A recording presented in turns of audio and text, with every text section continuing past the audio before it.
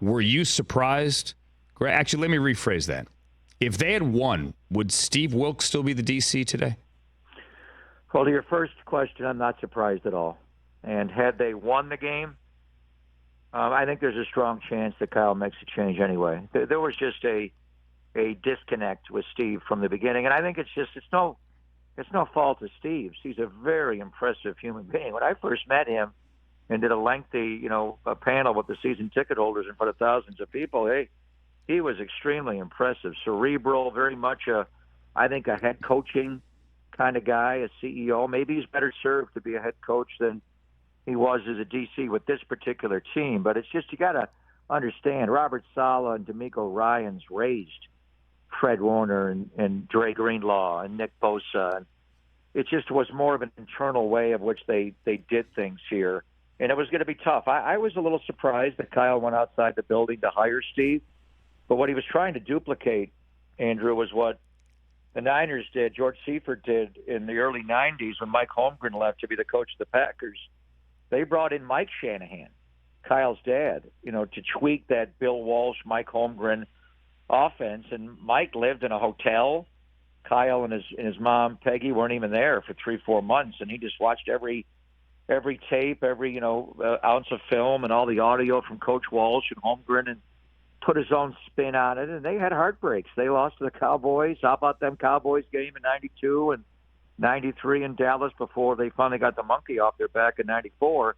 So Kyle was looking for that in Steve Wilks. He holed up in a hotel when he moved out, about a year ago at this time. And for whatever reason, there was it just didn't connect. I think a lot of it was they asked Coach Wilks to learn the Niner terminology and calling plays on defense is not like Kyle's 3-paragraph offense. You can call it, a defensive play. Anaheim is their call for a cover 3, which they run a lot. But it was more, Steve, come in and run our defense and make your subtle tweaks. And maybe he would have made more. Had he gotten past this year, he would have made more in year 2. And like Mike Shanahan, been able to figure it all out at some point and win a Super Bowl. But it just didn't work for a lot of different reasons. And I think I felt, halftime of the Lion game and the championship game down 24-7, there's going to be a change made. They came back and won that game. And then I think it's a broader, say you just get Mahomes down on the ground on that 4th and 1.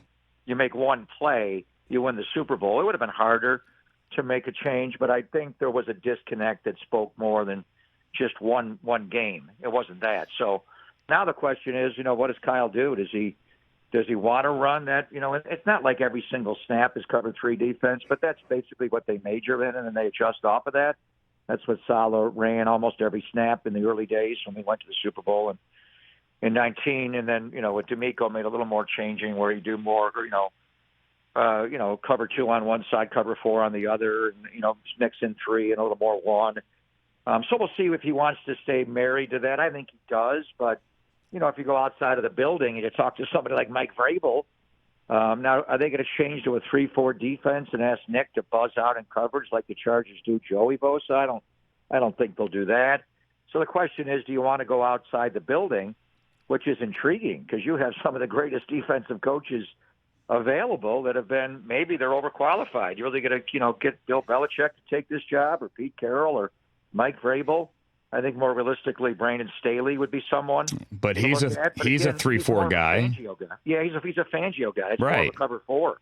Yeah, so that's up to Kyle and just knowing him and talking to him over the years, I think he does want to continue with the same defense, but he has talked to Fangio in years past about running the defense. So if he does want to bring in a guy who's a disciple of Lord Fangio, Staley would be the guy. Catch the Rich Eisen Show every single day on the Roku channel, 12 to 3 Eastern, for free.